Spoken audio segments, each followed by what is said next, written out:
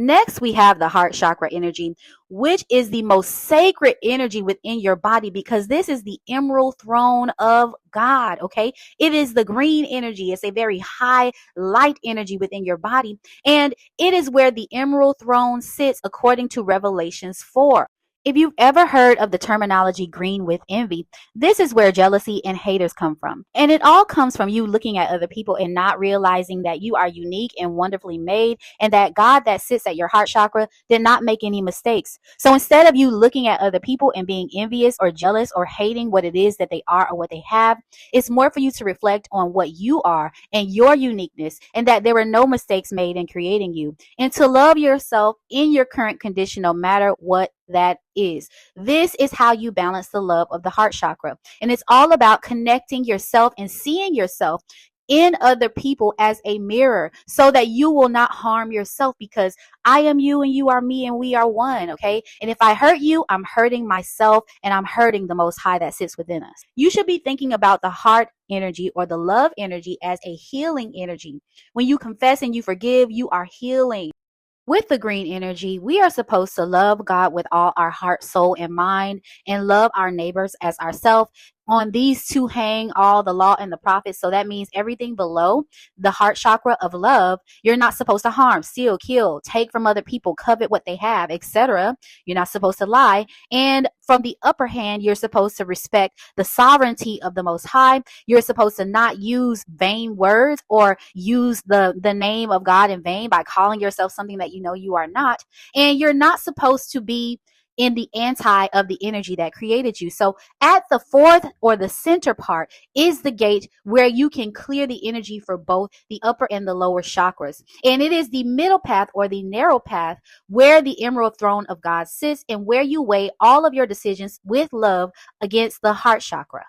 Next, we have the throat chakra, which is where you speak. You have your seat of power in terms of your voice and the vibration that you carry.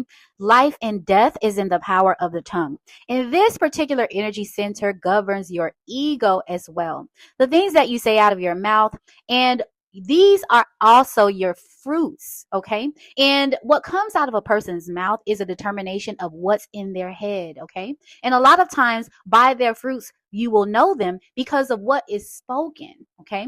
So when you talk about the blue energy or the throat energy, it's about self-mastery of what you speak out of your mouth, because life or death is in that power, as well as learning to control this energy and only use it for the better of all and for the better of yourself.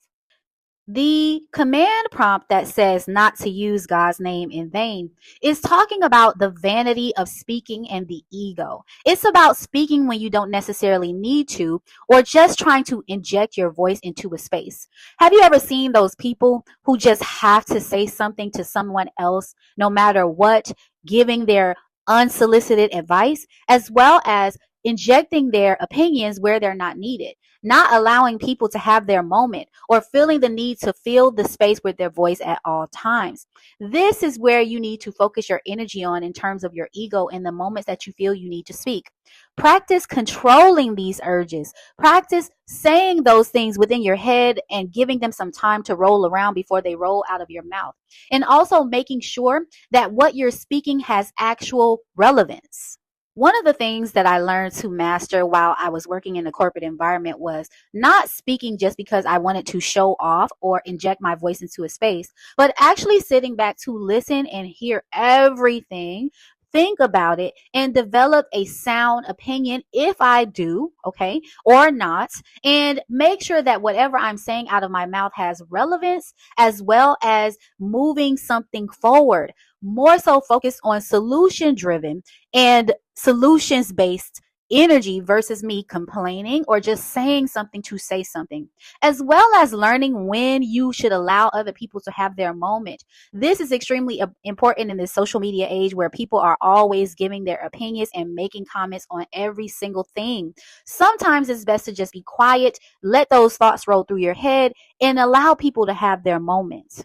Negative frequencies can come directly out of your mouth.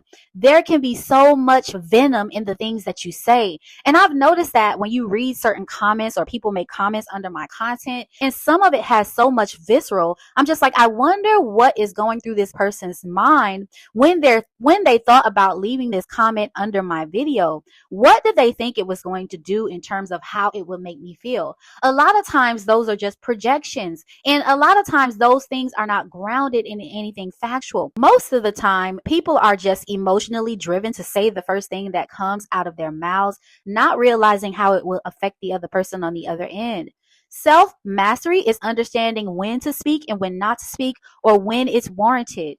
I try not to respond to those things. However, a lot of times those bad negative comments are attacks on the light body or chakras. You will feel literally the visceral that person intended when you're reading those things, and they can have a negative effect on your energy. So this is key in understanding how powerful our words are, and how important it is to understand how this air or this spirit or pneuma is being governed by you.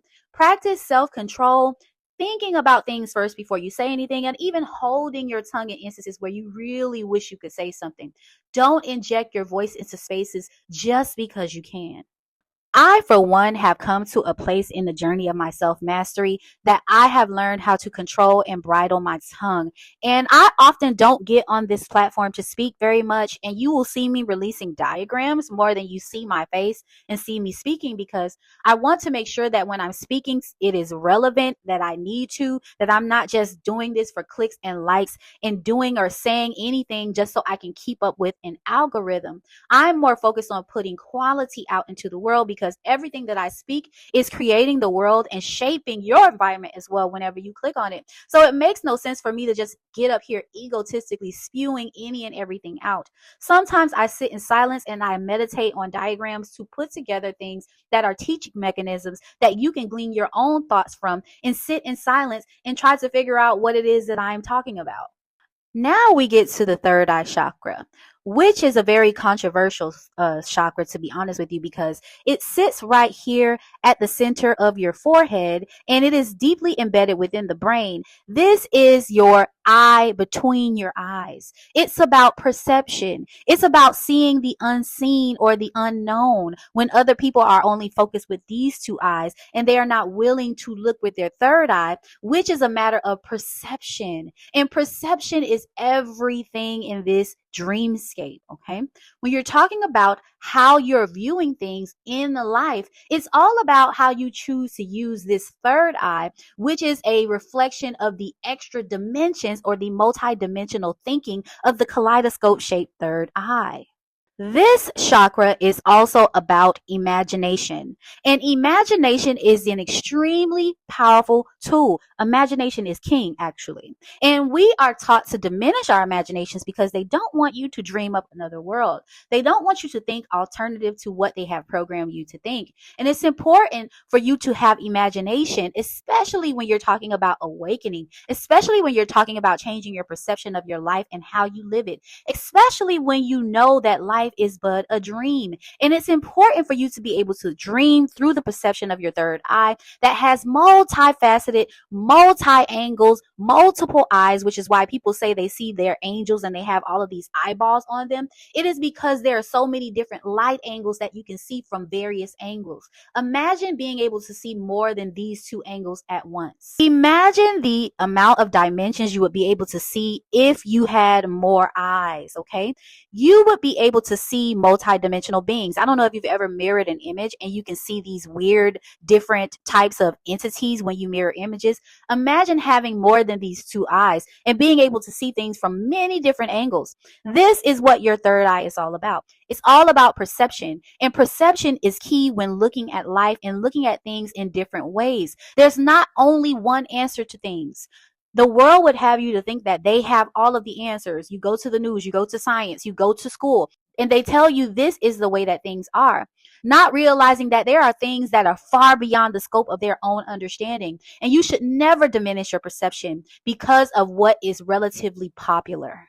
Not too long ago, I posted a video about the mark in my forehead, which I have an ankh, right here based on the fact that I gained Christ consciousness in 2023. And it really is an Ankh symbol in my head. But limited perception takes people to different places in their mind. Oh, that's not real, or I can't see it. Well, this is a matter of perception. A lot of people say, I saw it right away. And I believe that this comes from having awakened third eye, being open to the possibility of things that may be beyond the scope of your understanding. Yes, I have an Ankh on the middle of my forehead. Yes, I got this through gaining Christ consciousness. It is a divine symbol and it represents my divinity, okay, in my journey. So changing your perception will help you to see that things like this are actually possible. And yes, it's real beyond your imagination. I definitely have an Ankh in the center of my forehead that I gained from having Christ consciousness in 2023. And I am woke, okay? Woke on a level that a lot of people will never be will never woke on a level that a lot of people will never be able to understand. And that's fine with me.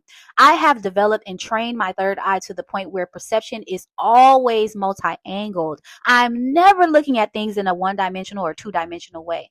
I am a multi-dimensional being. There are many, many dimensions. So what do I look like limiting myself to just a one-dimensional way of thinking? No, because of the fact that I have this Ankh in the first place should tell you that I definitely think in multi dimensions, and it is a fact, okay? Now we can discuss the crown chakra, which is your government building. This is the capital of your body, the seat of your rationality. It's where your brain sits. It's the control command center where all of the chemicals for the emotions get sent down to the body, into the different parts, as well as the electrical center where your neurological system is all connected. This is the mainframe of all things in existence. It's literally your computer built within, and it has all of the data to allow you to experience the physical reality that we exist in. This is where your seed will sit, and this is how you will learn to govern all other parts of your body by taking control of your mind through your third eye perception and having a multidimensional way of thinking, as well as combining the rationale of control over all of those centers. It's one thing for you to be a spiritual person and talk about the woo woo and the hoodoo, and it's another thing for you to be both spiritual, scientific, and rational. What they don't expect is for you to use your mind. And a lot of what I focus my energy on nowadays is connecting things in the reality to make them make sense at a grounded level. This is another level versus you just accepting, oh my God, it just happened. It's a miracle. No, it's about grounding things in intellect and rationale. And when you start to think about things rationally and you start to really control all of the energy centers through the crown chakra, you will become light as a feather because you are no longer just at the whim of your emotions, at the whim of your mind. You are sitting within your own mind, within your body, listening intently to your thoughts and understanding how your brain functions. On my journey to self mastery, one of the things that I had to get control of was my mind. And that includes being in fear, being in anxiety, not understanding why certain things are dropping into my consciousness because you have clairvoyance and you have all these different gifts. And what I've learned is through meditation and being able to sit still and paying very keen attention to the thoughts that come in and out of my mind, they are very, very special. And things that drop into your consciousness are important in the larger scheme of things. So learning how to tune into your own mind is key. And being able to slow down the traffic and catch those little tidbits that are coming in and out of your brain like a freeway, okay? We are always receiving signals, and brain waves are actually sound waves, okay? They are physical, which means telepathy, and all of the different gifts that we have are actually real.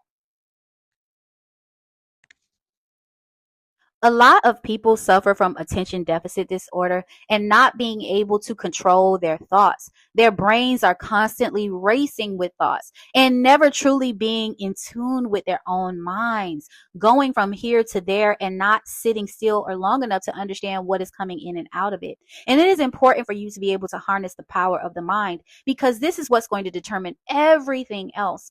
If you are not present within your own mind, that means that you're running to and fro all throughout the week, you're throwing things here and there, you're not mindful about the things you're doing, and you're moving faster than you can think. Being in your body means sitting at the command center of your thoughts, being in full and total control of all of the things that you are thinking as well as doing, okay? And not just doing things because you are impulsively seeking to do them. Having wisdom, knowledge, and understanding is very, very vitally important. Picking up books and reading information, whether that be just browsing it for reference, you don't have to actually sit and read an entire book, but gaining knowledge, and when you don't understand something, searching it out, not stopping until you have a fully grounded understanding of something is key in order for you to control the rational brain and for you to be present within your own mind space. This is how you gain the power over your body. Wisdom, knowledge, understanding, sitting still and knowing God, sitting in meditation and listening versus always speaking, and being able to control each and everything that is coming in and out of your space. This is self mastery, and this is how you set up your entire government over your light body, which will in turn govern the physical body and help you make better decisions in your body. Last but not least, utilize your devices placed to you here by the Most High. This is frozen energy. This is a crystal, and it has a very unique lattice structure, which is far more energetically sound than anything you can find in nature. And it works in conjunction with the crystals inside of your body. These are not evil, because by calling this evil, you're calling yourself evil, because crystals are inside of you, as well as Christians reading the Bible and skipping over the fact that the kingdom of God has the foundations of crystals. Where are you going to go to heaven when there's crystals in the foundation of the kingdom of heaven? Duh. This is not an evil thing. It's all about how you use it. And they are devices to help you clear your energy. I have posted my chakra cleansing video, which is very key in helping you balance your energetic light body for the long term. Using the chakra balancing meditation that I put out will help you a great deal in grounding your energy, slowing down your thoughts, and cleansing your energetic body so that you can feel better. And understanding where you are emotionally when you have a cleansed body, and being able to sit with yourself and know when it's being attacked, when you are feeling negative energies, and when to pull yourself away from something. Because sometimes people don't even know when they're being attacked or when their chakras are being attacked, and they tend to feed into the energy because they can't sense it, because they're always in trauma. Understanding and knowing when you are being attacked and when the energy has shifted within your own body is key. And meditation can help you always understand and know when an attack is happening and when you should breathe deeply or pull yourself emotionally out of a situation.